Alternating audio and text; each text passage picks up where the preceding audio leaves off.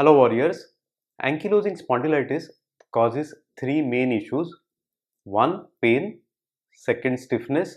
I am sure most of you would have experienced the pain and the stiffness. The third issue is that of fatigue. Many of the warriors are not even aware that fatigue is caused by ankylosing spondylitis and don't even discuss this with the rheumatologist. Today, let us understand the cause of this fatigue and let us also understand how best we can take care of it. Fatigue, I'm sure all of us do experience at some point of time. Most of the times, the fatigue is due to some exertion. We are basically talking about the routine fatigue that one gets.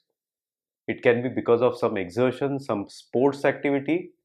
This fatigue generally tends to settle after a good sleep, a good rest, or a cup of coffee. Ankylosing spondylitis fatigue is different.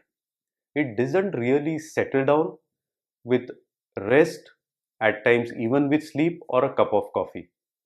Just like pain, even fatigue is invisible. A person looking at a warrior doesn't really understand what fatigue is all about. He has never experienced this type of fatigue, so he really cannot fathom what is going on, cannot understand the extent and the severity of this fatigue. So many times it is considered to be something in the head, something that the warrior may be just dreaming and experiencing. However, this fatigue is very much real. At times it can be just physical fatigue, at times it could be severe mental exhaustion, at times it could be non refreshing sleep and feeling groggy throughout the day, while at times there are a few warriors who feel they are continuously moving around throughout the day with 10 kgs loaded onto their body. So this is how fatigue can manifest in different forms with ankylosing spondylitis. What exactly causes this fatigue? As you all know, ankylosing spondylitis is an autoimmune illness. Our own immunity starts thinking that the joints are foreign, starts attacking these joints.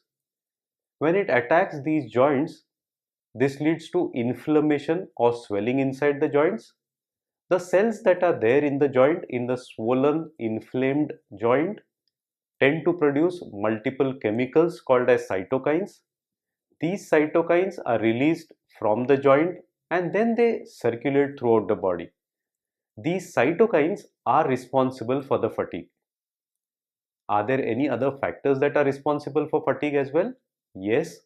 One, fibromyalgia can also cause this type of fatigue. So it could be ankylosing spondylitis with fibromyalgia, either both of them responsible for fatigue or only the fibromyalgia that is responsible for fatigue.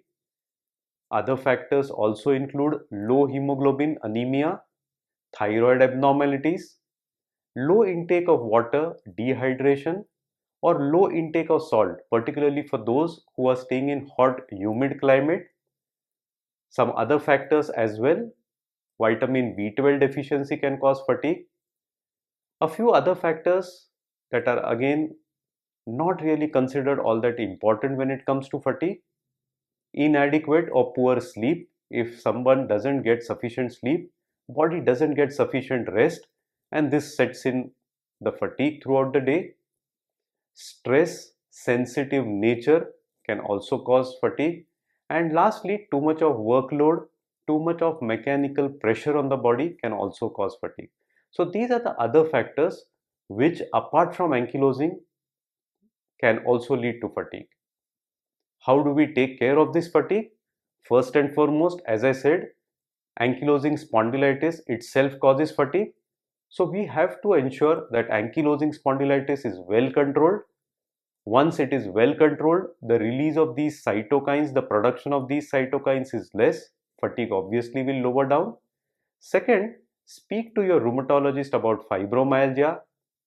Speak to him whether you have fibromyalgia, and if yes, that needs to be treated accordingly.